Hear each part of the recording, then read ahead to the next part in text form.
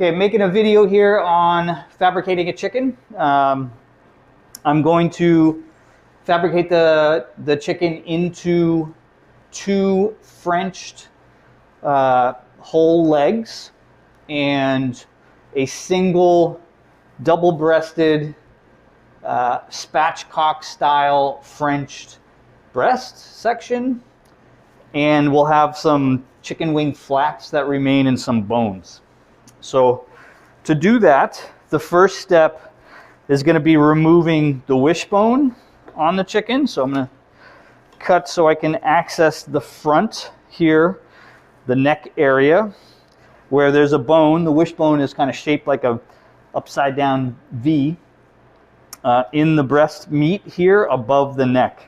And so if I feel on the breast meat, I should be able to feel some bones that are right underneath the surface of the meat there. If I make little cuts on them, I'll be able to get my fingers underneath, run my fingers to the top, and pull it down to remove it. So I'm going to do that. Let's make a couple of cuts. Just small cuts right on top of the bone. It doesn't take much. It's right underneath, right on top of the breast meat. And you can see I've got my finger underneath the wishbone here. This wishbone's broken, which is common. And if they are, so I want to take out that one section. And then I'm going to follow the other up toward the top and look for where the joining of the wishbone is and grab it and pull down. And that's the other section of it. So obviously if it was not broken, I'd be grabbing just this and pulling it down and the whole thing would come out.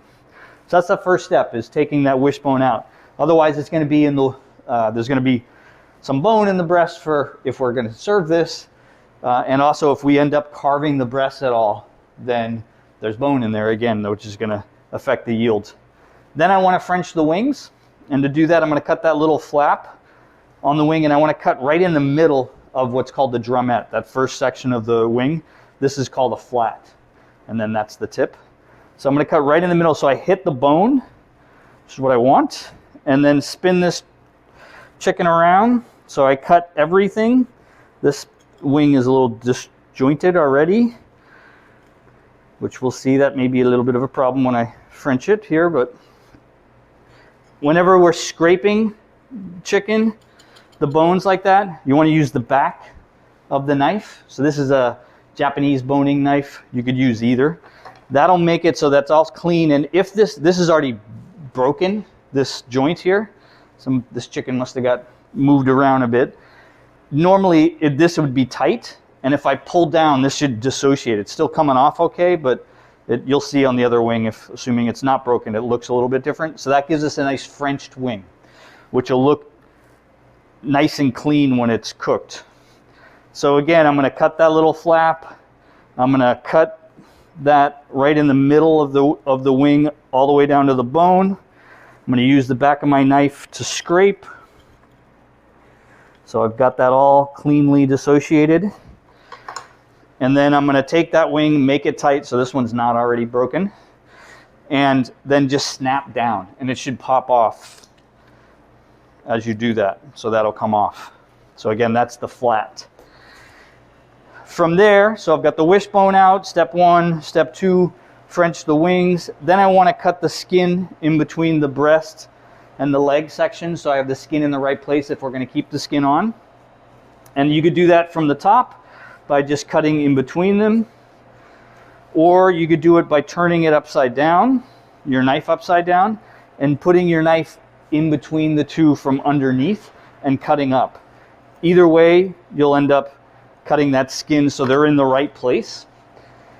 And then I'm going to trim this excess that's at the back of the legs here. Oftentimes there's fat here. You can see there's a bunch of fat in the back of the chicken. And I want to remove the legs. So there's this U-shaped bone here. Take some more of that fat off. That's at the very back by the tail.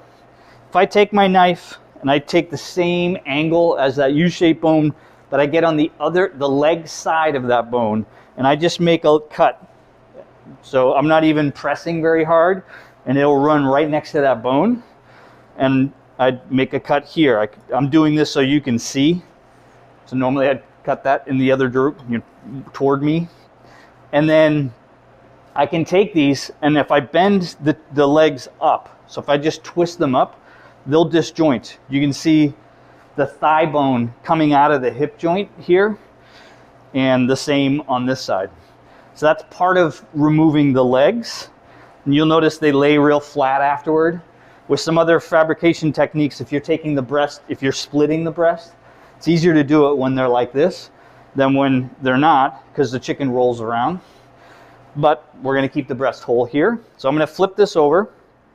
And if I pull those legs back, you can see these two bumps that come up on the back of the chicken. These are called oysters. And it's just a muscle that's shaped kind of like an oyster, and it's really flavorful like an oyster. And so I'm going to cut the skin right above them all the way across. So now I've got the skin set properly for the legs. And then I want to get that oyster muscle. So to get that oyster muscle, if I then take the leg on one side, and I pull it back, you'll see this thin muscle that runs along the leg, the thigh. And if I keep following it, you'll see this other muscle underneath it that kind of pops up. And it's a little kind of roundish muscle. That's the oyster. So if I make a little cut on the oyster, on the far end of it, and then I use my finger to push it up, and you'll see why that comes up. This is where the oyster was. It's in this kind of bone socket here. And I've got it now on the leg instead of it being attached to the carcass, which if I didn't do that, it would be left on the carcass and you wouldn't have it on the leg.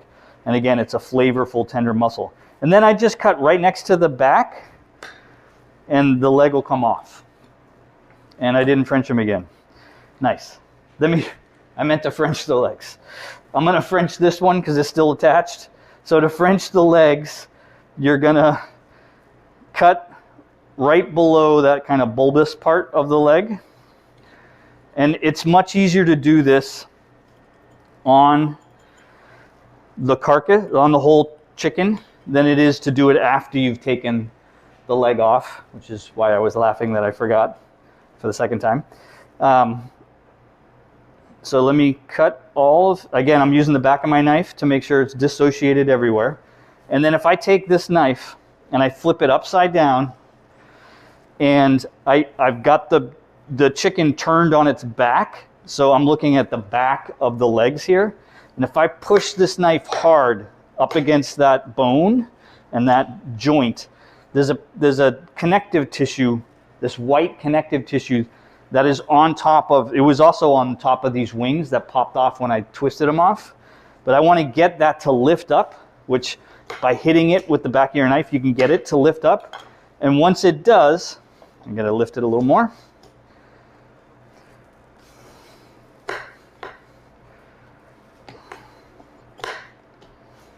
Once it does, then you can grab that section with your hand and pull it back.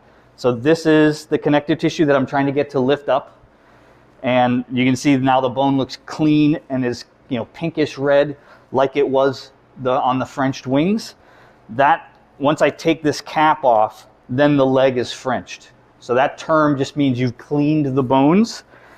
And then when it cooks, what's going to happen is this muscle will contract back down, and you'll have this clean bone sticking out that you could pick up. It also, it's just presentation-wise looks nicer. Okay, so I should have done that to the other leg, but I didn't. So then again, I'm looking for that oyster muscle, back removing the leg, make that little cut, use my finger to push it up, and then follow right next to the back to take the leg off. And this one is properly Frenched. And then for the breast section, we're going to do a double breast with the Frenched wings and the keel bone removed. And then I'll show you how to remove the rib bones if we wanted that. I would switch to a bigger knife. You can do it with a boning knife. Depends on what kind of steel it is, really. It could potentially chip it. But I'm going to take it, and I'm just powering through the ribs about a ½ inch off of maybe ½ inch to an inch away from the backbone. And I want to do that on both sides. And then if I take this whole back section and bend it down and lift it up, it'll break what's still connected, you might need to cut a little bit, and you get the chicken back out, which is great for stock. If there's bones sticking up like this, so this time I have both of those bones sticking up, if I take them and bend them down, they'll either break, like that one did, or better what is that'll just come off out of its socket. So now I'm gonna have to watch for that bone when I do the next section. So here, if I want to take that keel out, this is the keel bone right here. Clean this up a little bit so you can see it better. And I want to make a cut on the bone up to this joint here. I don't want to cut where it's cartilage, because if I cut where it's cartilage, there's a good chance I'll go right through it, and it'll make it harder to get it out. So I just put my knife right where I see that dark bone, and then cut straight down here, and then take this and bend the chicken, and that keel will pop up. And then I'll use my thumbs to run along both sides of that keel here. There's some membrane that's in between the keel and the breast meat. Now you can see it's sticking up. So if I just grab the bone section and push this down and pull up, that keel will come out. So you can see this is the white part is cartilage, this is bone. So I'm removing that. And then so now I've got these Frenched double breast spatchcock style with the skin still on. And I could leave these bones on, marinate this, grill it, roast it, saute it, depending on what kind of dish we might be making. And the bones would add flavor to that if I did it. But then you do have bones in it when it's done. Or I could take the bones out, and then I wouldn't have the bones on it when it's done. So I'm going to just show how to take those bones out. So to do that, I want to take the boning knife and get it very flat so it's the same shape as the bones themselves, and get underneath those rib bones and then cut that connective tissue. And then I use the tip to just run right next to those bones as I pull this away.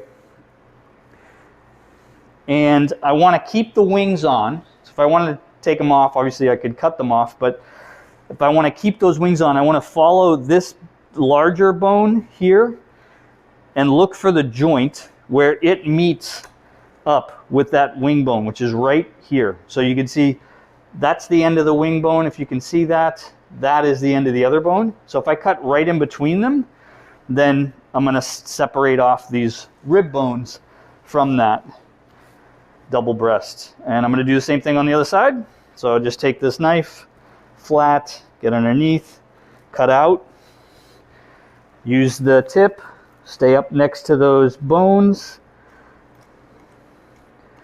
and then again follow that bone, looking for the joint, so that I can remove the second rib section. There is some connective tissue here, which I could trim out. That's going to make this a better breast for whomever we feed this to, so we don't have connective tissue here. And again, if I just get the knife really thin and underneath it, I can get that out.